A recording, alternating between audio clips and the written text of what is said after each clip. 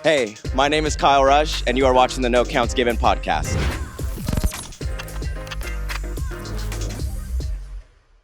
What is going on, everybody, and welcome back to the No Counts Given podcast, the premier podcast for dance. I'm your host, Kyle Rush. I'm here every single Thursday. You hear me say it every single week. I just have some top of show notes. Quick things I got to say. One, obviously, I say it week after week. Subscribe. Make sure you are subscribed. Like this video. Send it to your dance team friends. Actually, especially anyone in the hip hop realm. If you're competing this year, dance team, dance studio, college, whatever it is, send this to your peers. This is a great episode and great interview with some hip hop knowledge. Now, Jason, who is our guest for today, not in the dance team world, does not matter. Okay, still in the dance realm, knows hip hop down to a T. I've known Jason. I've known of Jason now for, I want to say, like 2 years.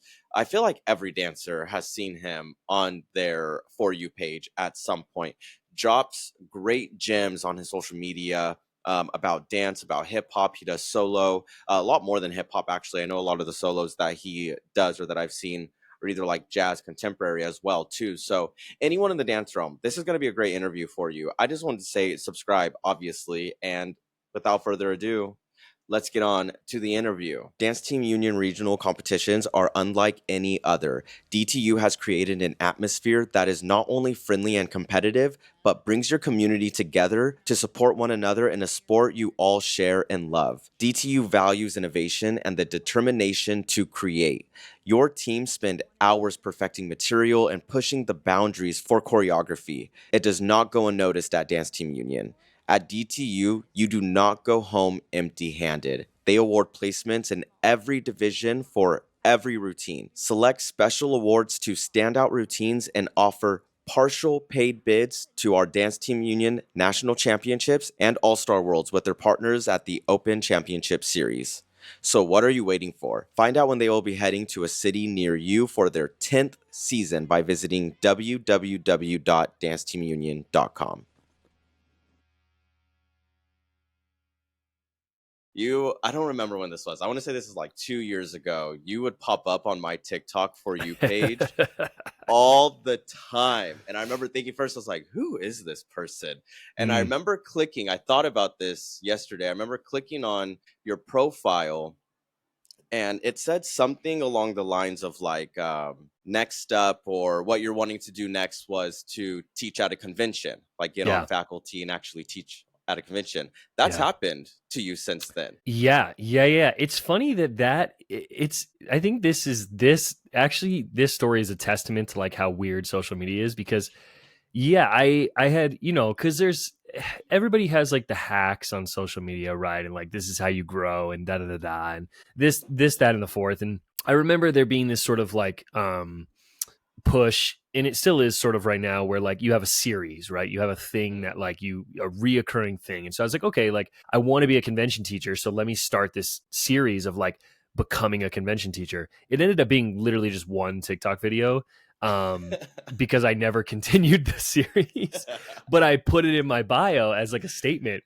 And it's so funny how many people bring that up to me, because I was just like, who even looks at the bio? Like, who even looks at that? You know what I'm saying? But so many people have like connected that dot. But yeah, that was when I started social media, that was kind of the goal. And then flash forward, it was about 1.5 years from when I like made that statement to when I booked my convention that I'm on right. Wow. That is amazing. Do you believe in manifestation? I do now. I think it'll work. I think I definitely like believed in it beforehand. I think I realized through that process that, like, at least in my opinion, part of manifestation is like giving yourself a course to like navigate on, and like me having that as my singular goal when I started, like every conversation I was having I was trying to, kind of gauge it in that direction. And I was asking people questions about how to become a convention teacher. And I think I was just putting it out there so much in so many different spaces that it kind of like, did the work itself. But yeah, that's incredible. So were you like a convention kid growing up, or like tell me about your dance upbringing. Yeah, I have a really weird, not really weird, but it's for the space that I take up and like what I'm doing right now. It's definitely a little bit of a weird beginning because I didn't dance in a studio, so I was never a studio kid. I started out with just freestyle battling. My original style and still the style that I like am the most rehearsed in is a style called popping. And then I started teaching when I was 16. So I don't know. I got it in my head that like I should teach dance. I don't know why. I don't know why.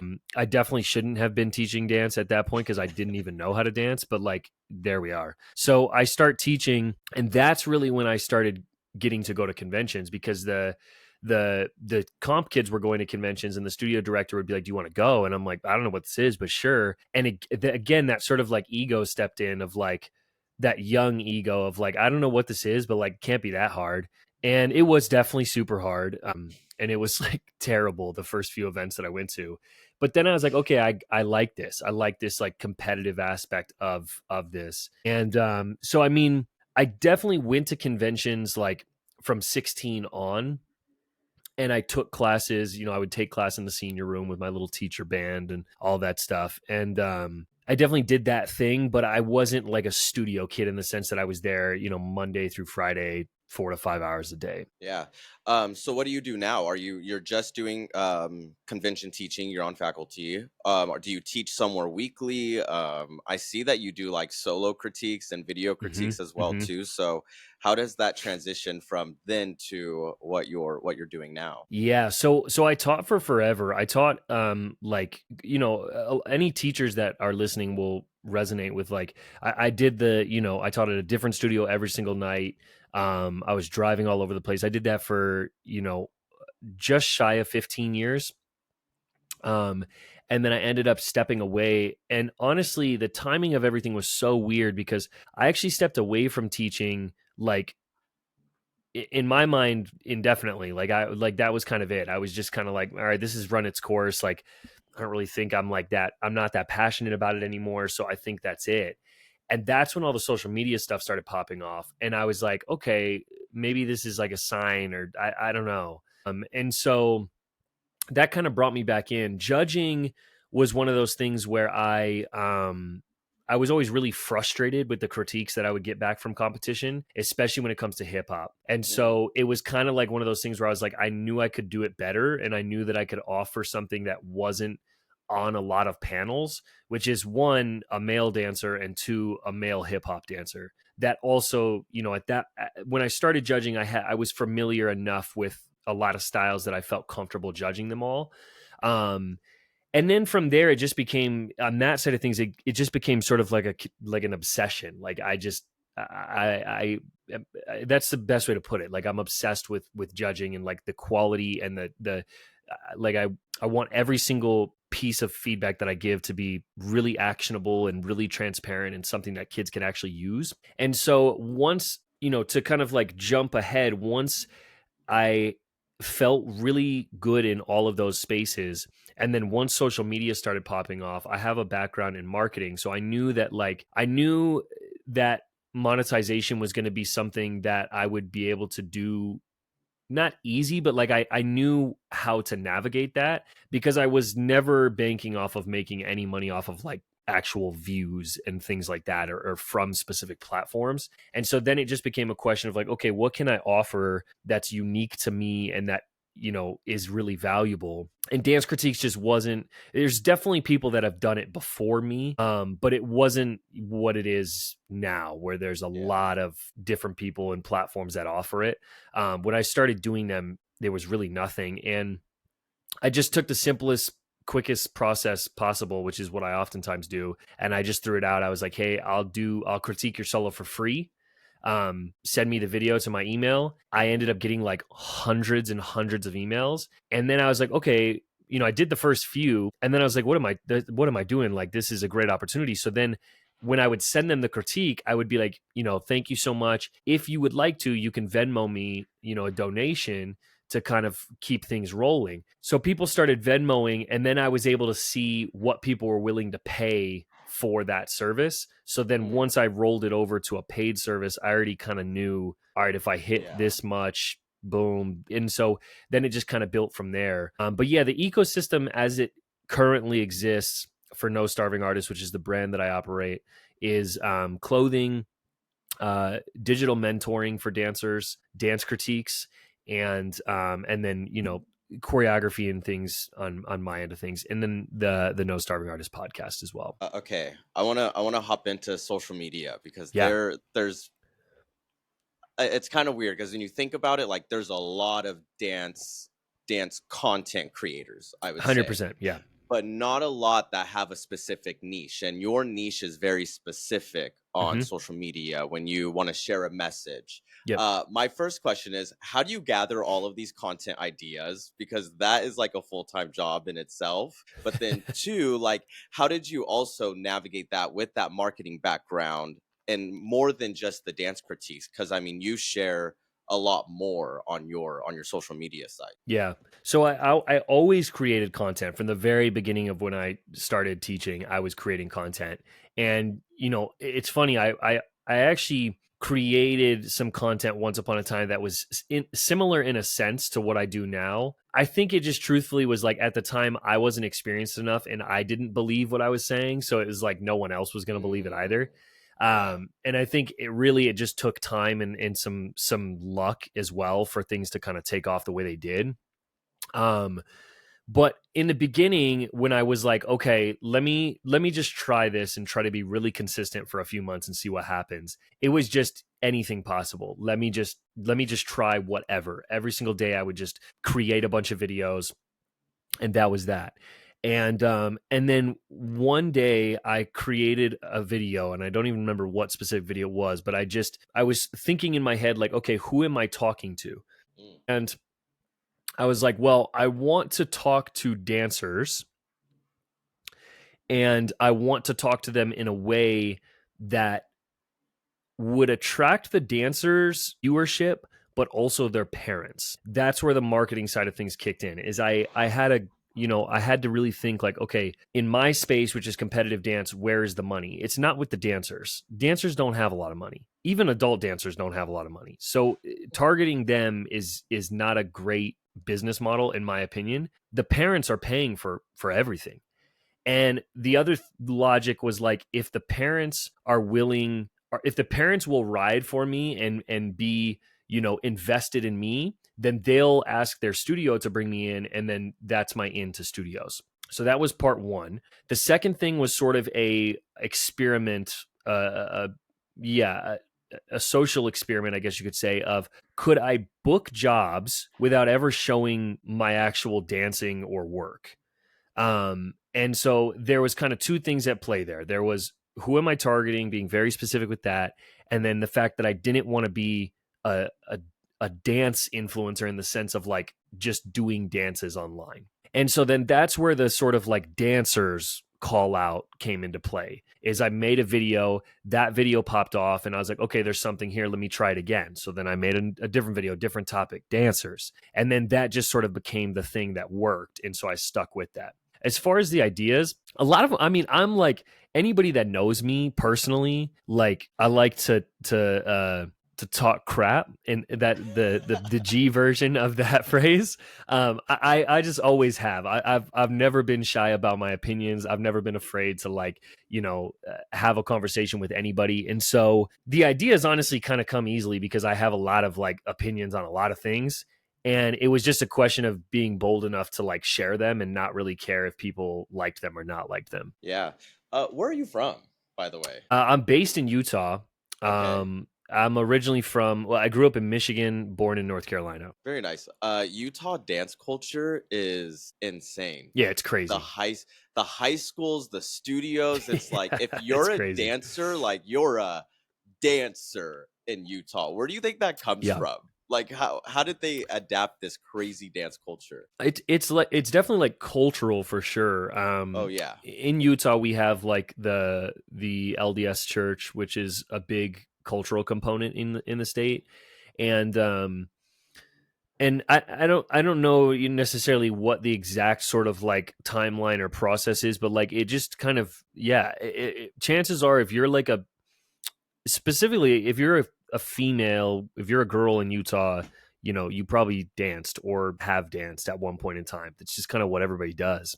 Yeah. um and then you add in, there's a lot of like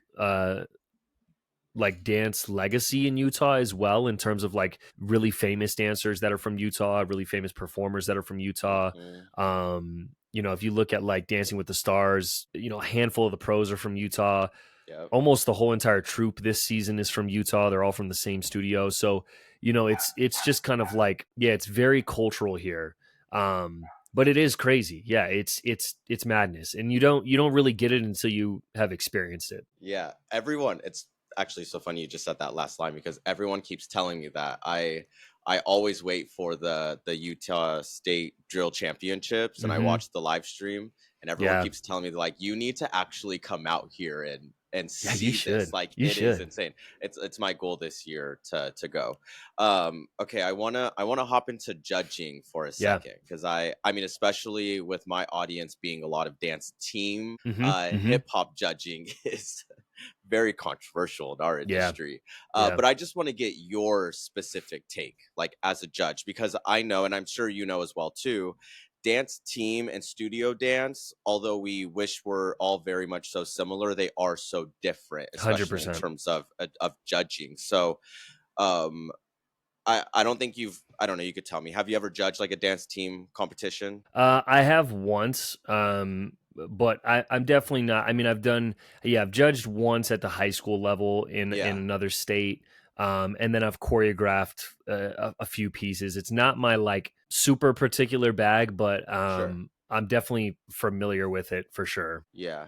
What do you see like in terms of like or the differences in like performance quality in between Yeah, like studio dancers and like dance team dancers? Like yeah. what are some differences you see? I mean, I think I'll start with like really great stuff first, because I don't want to come off as too negative Sure. here. The really great stuff is like, I think it's really undeniable that like at the collegiate level right now, like these dancers are unreal. Like the athleticism, the just everything. Like even I have former dancers that are on like really good dance teams, and they just like hearing about what they do and the work that they put in, like it's honestly crazy. And the Yeah. truth is that studios are not, as of right now, this is a shift that's occurring as we speak, but as of right now they're not really preparing dancers for collegiate dance. I don't think those like pathways and like the somehow some way the jump of the collegiate level and what's required got really far ahead of what's actually happening in studios, and now Mm, there's a sort of a big kind of gap that's occurred, in my opinion. I think hip hop wise specifically actually have been gotten, I feel like every year, the past like 3 years, I've gotten more and more like into the collegiate side of things from a spectator standpoint. Like especially this last season, I was like, this is fun. Like I get this. Like I wish that there was more events. I wish that it was structured a little bit more like other collegiate sports, to where as a fan you could engage multiple times throughout the season. But I will say that like the hip hop that we're seeing at the collegiate level from a handful of teams is legit, and it's really cool to see like actually well structured, well choreographed, thoughtful routines being put out on stage. um I think it's hard when you talk about whether it's collegiate or studio and you talk about the hip hop category. It's difficult because the whole system is flawed, in the sense that we've put a bunch of things under the umbrella of hip hop that don't actually exist under the umbrella of hip hop. And so it's hard because the category is realistically, the category is not, it shouldn't be hip hop. It shouldn't be labeled as hip hop because there's a lot of variety happening. Um, and so it makes it kind of a little bit of like a fine line to kind of walk. But I think the hardest part, and I think from my knowledge and like people that I know that judge at like the high collegiate level, they do a good job of bringing in people that do have a clue and do kind of know mm. what they're talking about, which Oh, is for which is sure. nice. um I think in comp dance we don't get that luxury very often. We're not getting judges that really have a clue very often. And there's just a lot of misconception. There's a lot of misconception at the studio level and at the collegiate level as to what is hip hop and what isn't hip hop. And so it's just kind of like it's messy. It's really messy. But yeah, I think, rounding back to like that question of like what the difference is, I think the difference is like to be on those, like if we're talking about the really high end collegiate teams, like it's the 1%. Oh yeah. It's the dancers that they're doing it all. They're not just like really good at, acro elements or really good performers or really good movers. Like a lot of those kids, you put them in any environment and they're solid. So it's definitely a very, very competitive space. And I think it's hard right now for studio kids that want to go there, because if they're not naturally gifted, um, it's a little tricky right now because there's not a lot of programs that are helping to really kind of like hold the hand to that level. Yeah.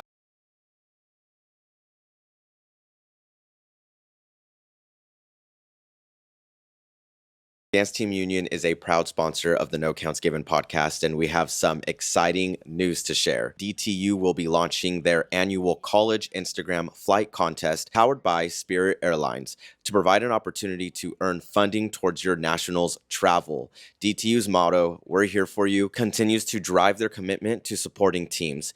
Even if you're unsure whether you will attend the College Classic National Championships in 2026, we still encourage you to participate in the DTU flight contest. And in celebration of 10 seasons of Dance Team Union, they will award unique entries with special prizes throughout the contest, ranging in value from $200 to $1,000.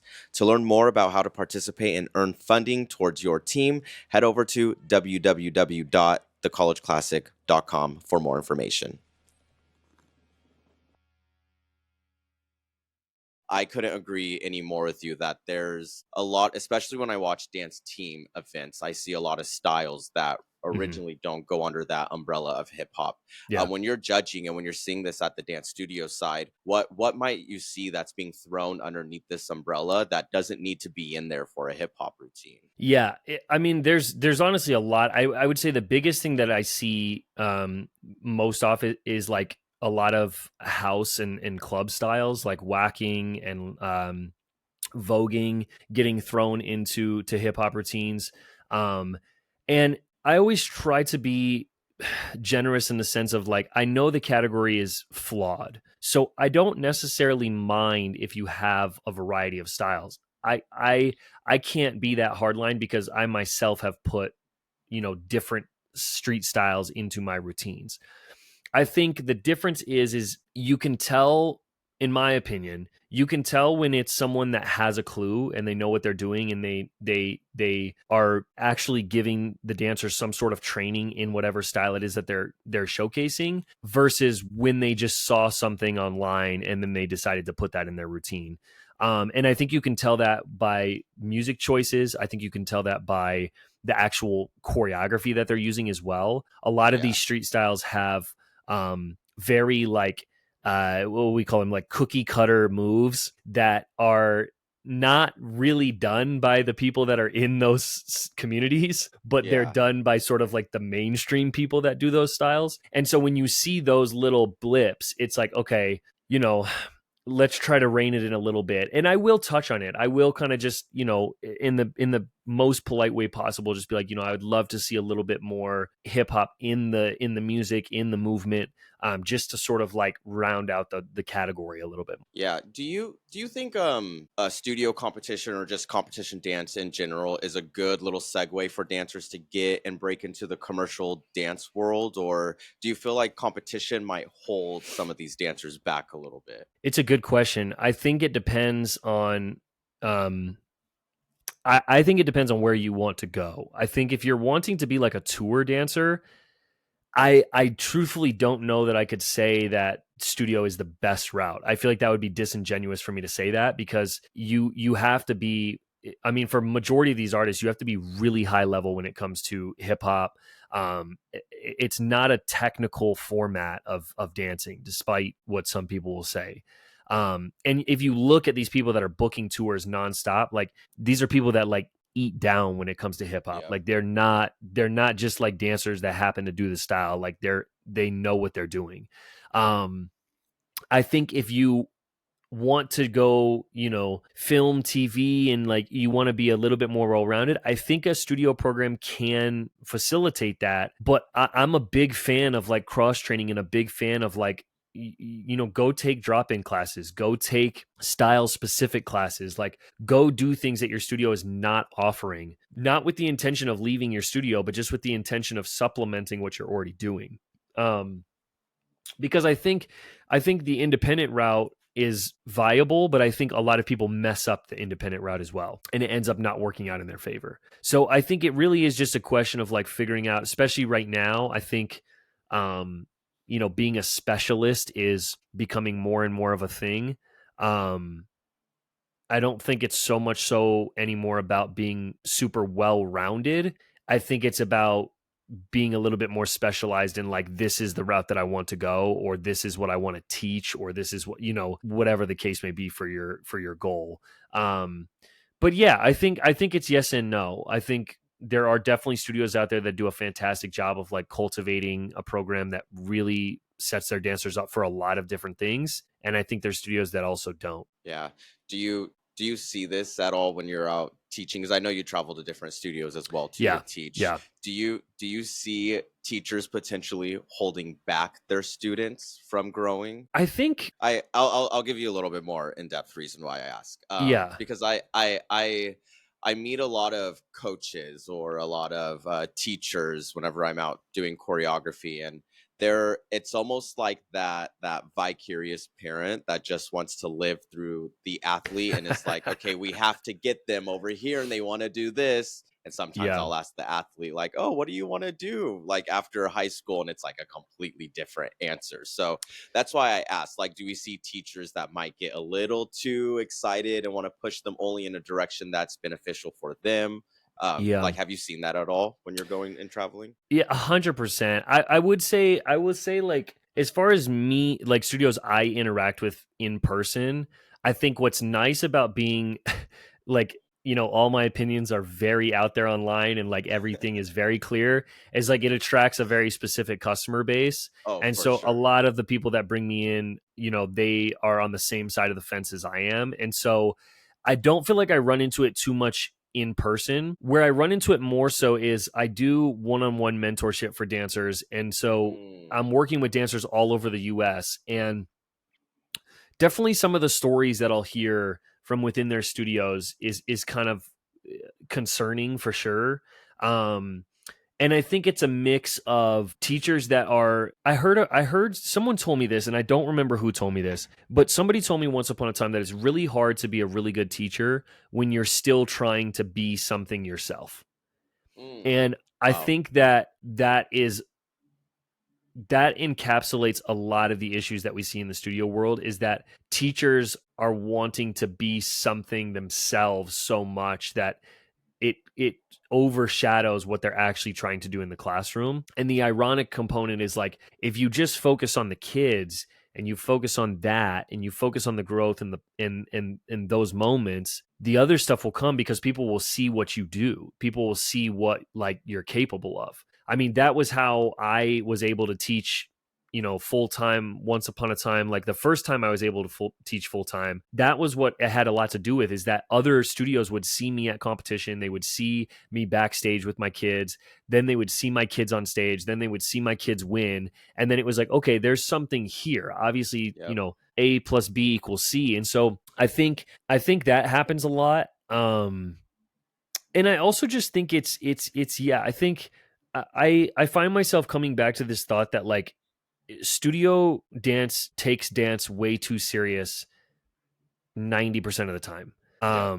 And I think like to your point, I it's a question I ask kids often when I go to studios, especially if I do Q&As or speaking sessions, is I'll be like, what do you guys want to do? There'll be maybe like 2 kids in a room of 50 that are like, I want to be a professional dancer. Everyone else is like, I want to be a doctor. I want to be a, physical therapist, whatever it is. Like, it's like it's really is the minority of kids at these studios that actually wants to do anything with their dancing. So I think if we led with that a little bit more, it would benefit everyone.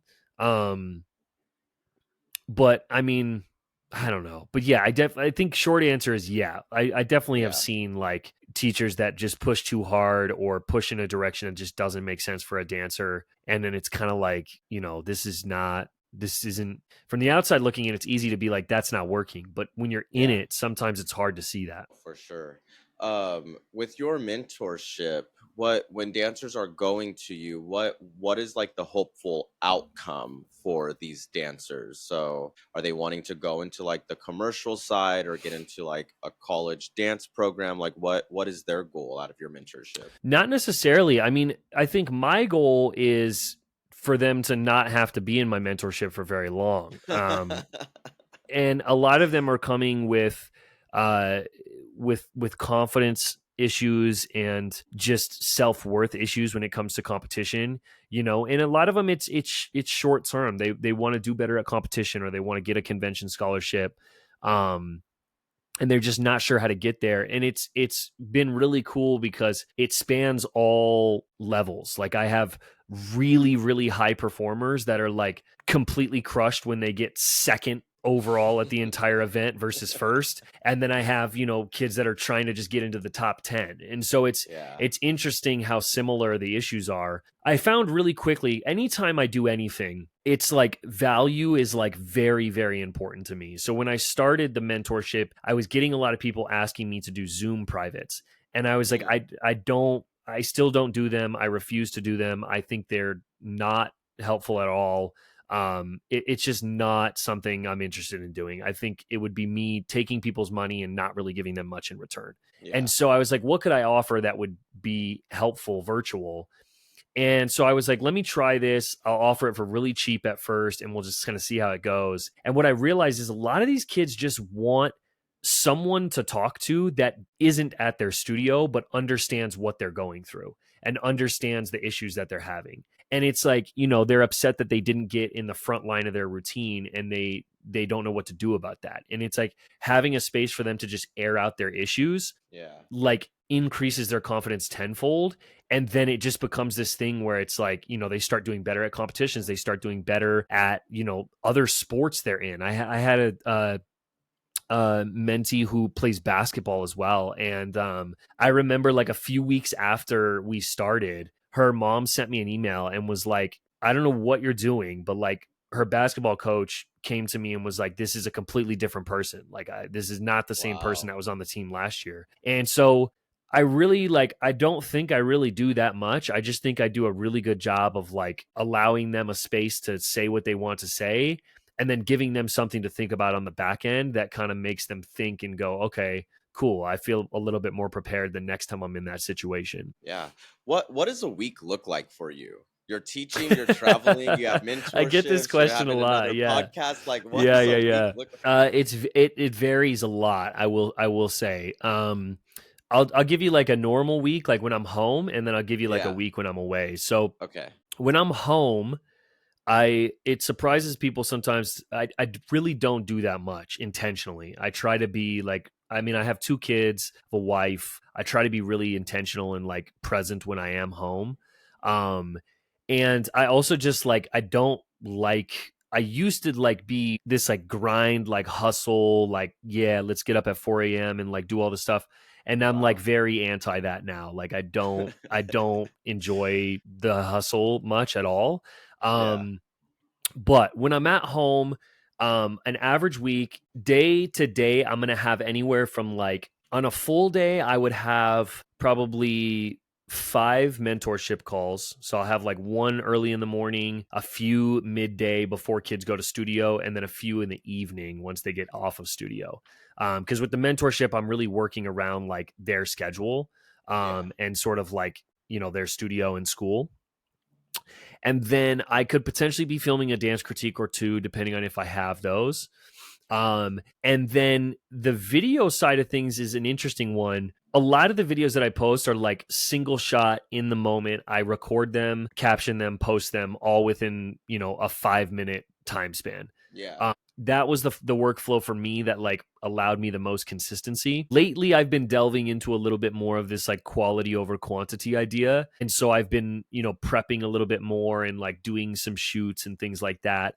And those take a little bit more time. So if I'm doing that during a week, I'll set aside like one day where I, go film, do all that stuff.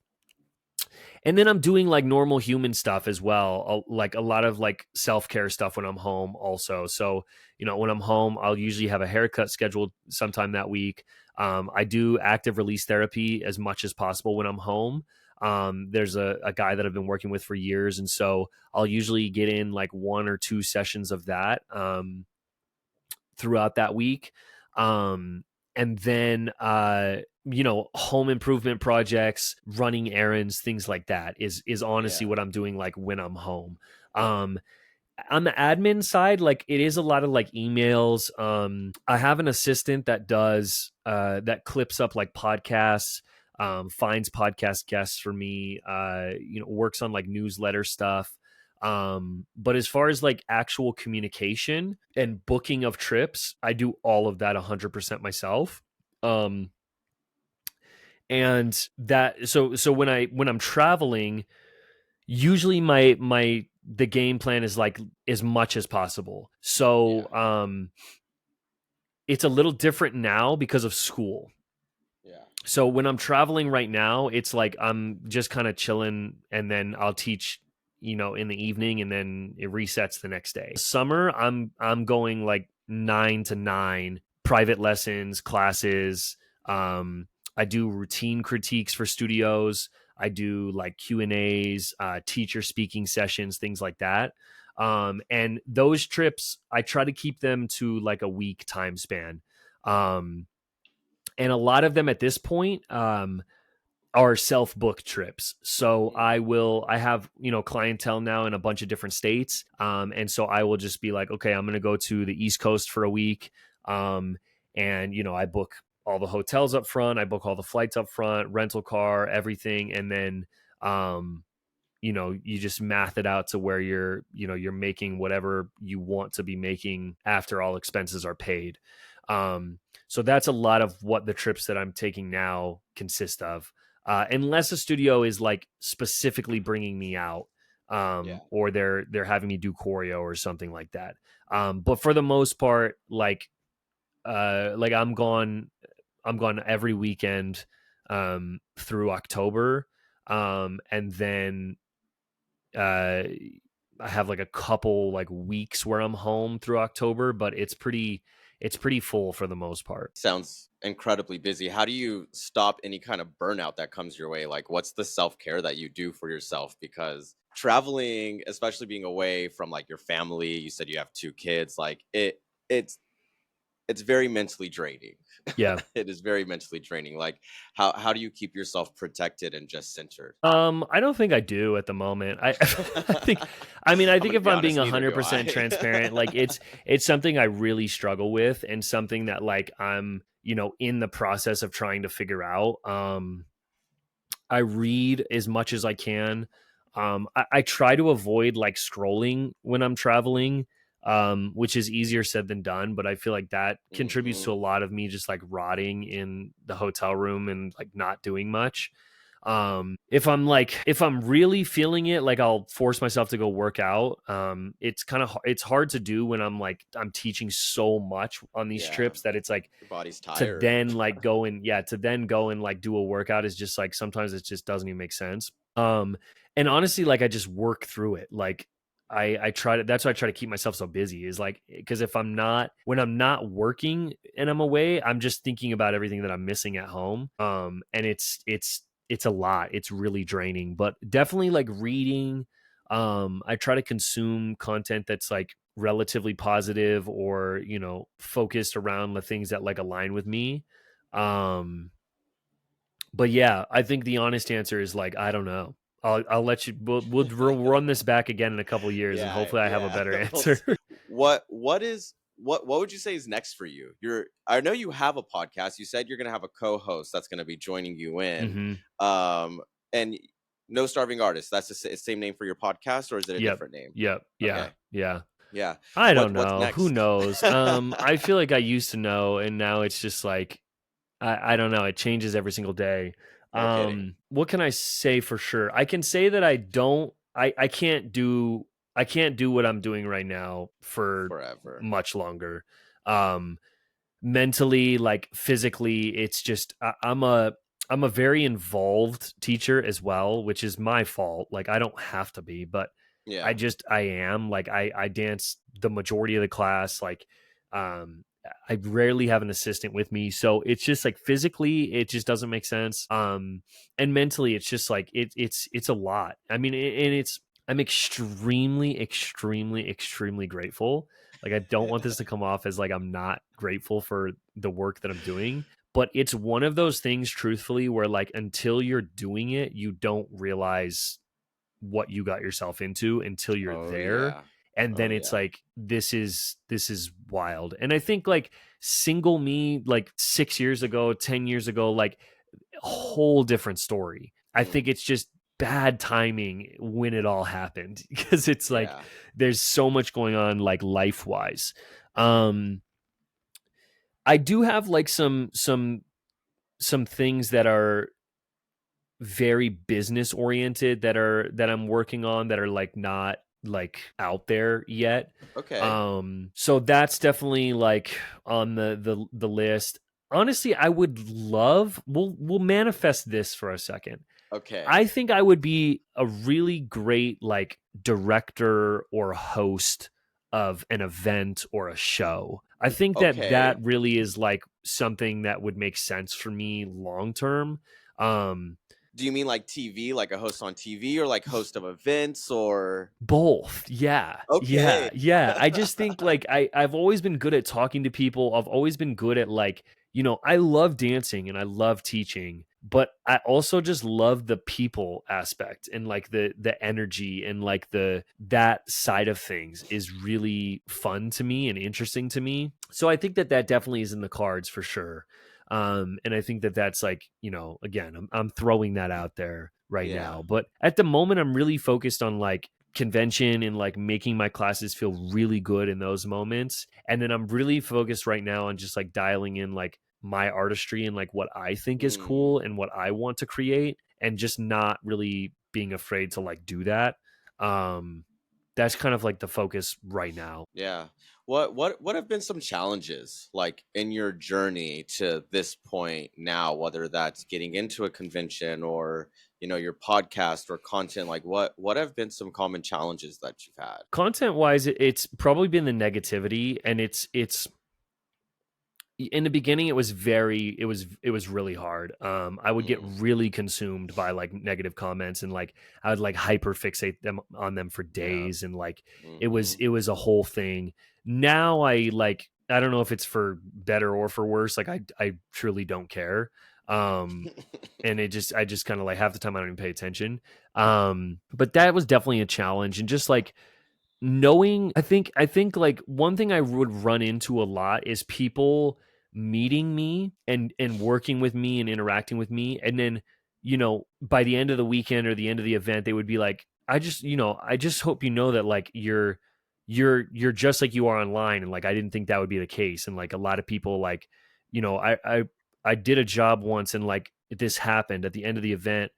The person I was working with was like, I just want to, be honest with you. I had a lot of people message me when they saw that we were working together, and they were like, what's the scoop on this guy? Like, what's his deal? Mm, And I think a lot of people just think that it's like an act, and it's like that I'm putting on some sort of like persona. I feel you. And Yep. I get it because I know firsthand that there are teachers that do that. Like I've Yeah. witnessed it. I've seen it happen. And so I Yeah. know that I don't fault people for thinking that. But I think it's really easy for people to jump to conclusions and really easy for people to like assume things before they actually meet the person. Yep. And so I think that's an example of like a problem roadblock that I've faced that actually worked out really well for me because I feel like it gave me much more empathy for people in general because I'm much slower to judge people now. I'm much Mm, slower to like make a knee-jerk reaction about somebody's character because I'm like, hang on a second, guarantee someone's done this same thing to me. So let me just slow my roll for a second and like think that maybe there's some more context here. Yeah. As far as convention goes, it was just a lot of like gatekeeping at first. It was like when I was trying to get onto convention, it was a lot of like, I'd send out my info and it's like, okay, great, thank you so much. Like we'll consider you, or we'll put you on a guest list. Like that's awesome. And I kind of just lucked out in the sense that like someone that I knew was creating this event called Reinforced Dance Experience, and they were, thankfully enough thought that I would be a good fit, and they asked me, and it was like, there wasn't even I didn't even have any questions. I didn't even it didn't even matter if it was, it didn't matter the amount, it didn't matter the hours, it didn't matter anything. It was just like, that's what I wanted to do. This is the door. I'm sprinting through it. I'm not going to like stop myself from entering that space, because I knew once I was in that space that everything would kind of work itself out from there. I have one last and final question for you. And I feel like even through you talking, I feel like I already know what you're going to say. But how do you want to leave Jason's legacy when teaching convention is all said and done? I think this has shifted a lot for sure. I think that at this point, when I'm done, I want I want the bar to be just a little bit higher. I think that that's a through line in everything that I've done, whether it was judging, whether it was, content online, and now convention teaching. Like there's that chip on my shoulder of like, I know that I can do this better, and I know that I can like raise the bar for the kids that are in this classroom and raise the expectation of what they should have for a teacher.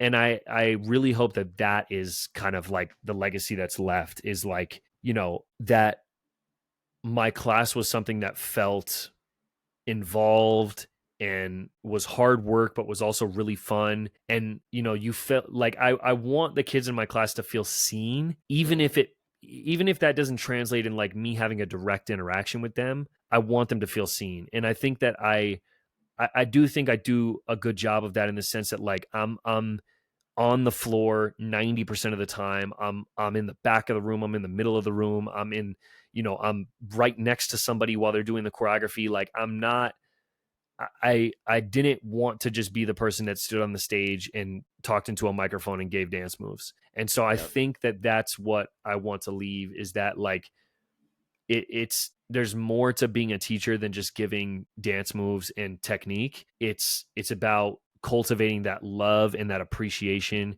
and that confidence that comes with dance, because that's what it gave me. And so I really hope that that's like what my class does for at least a couple of the kids that enter that space.